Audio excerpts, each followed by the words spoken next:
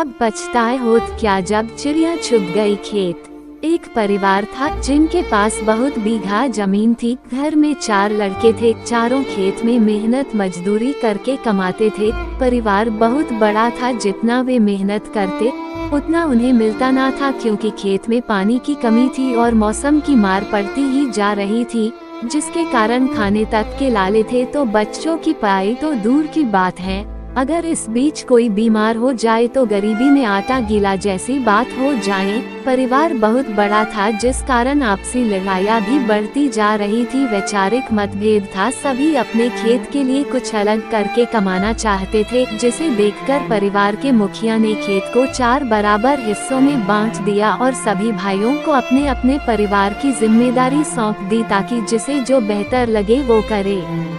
अकाल की स्थिति थी, ऐसे में चारों परिवार दुखी थे। तभी एक उद्योगपति गांव में आया। उसने इन चारों भाइयों के सामने एक प्रस्ताव रखा, जिसमें उसने इनकी जमीन मांगी और बदले में जमीन की कीमत के साथ परिवार के जो भी सदस्य काम करना चाहते हैं उन्हें नौकरी का वादा किया। दूसरे दिन छोटे भाई ने सभी को विस्तार से पूरी बात बताई और कहा कि वो इस प्रस्ताव के लिए तैयार है, लेकिन बड़े दोनों भाइयों ने इनकार कर दिया। उन दोनों ने कहा, यह पुश्तैनी जमीन है, हमारी पूजनीय है, भूखे मर जाएंगे लेकिन हम जमीन ना देंगे। छोटे भाई ने बहुत समझाया लेकिन वे नहीं माने।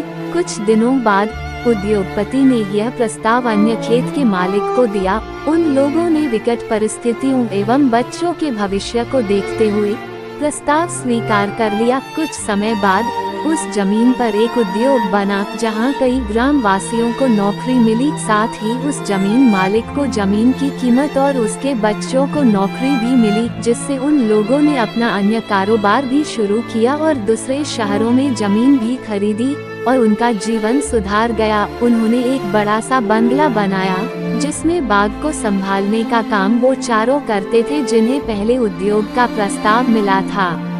एक दिन वो उद्योगपति उस घर में आया और उसने इन चारों को देखकर पहचान लिया और पूछा, कैसा चल रहा है।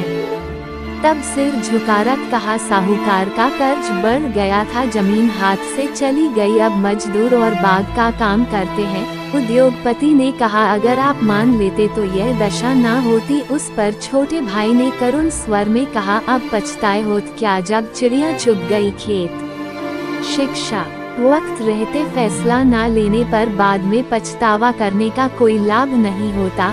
माना कि भूमि से भावनाएं जुड़ी हैं जो पूर्वजों की अमानत है, लेकिन पूर्वजों की अमानत के लिए वर्तमान और भविष्य को खत्म कर देना कहाँ तक सही है।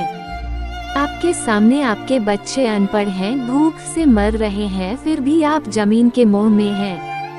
शायद मैं गलत हूँ, पर मैं अपनों को इस हालत में नहीं देख सकती। आज के दौर में पैसा जरूरी है। इस तरह का फैसला गैरकानूनी काम नहीं है। कल को आपके बच्चे पेट भरने के लिए चोरी डकैती करेंगे तो क्या आपके पूर्वजों को शांति मिलेगी?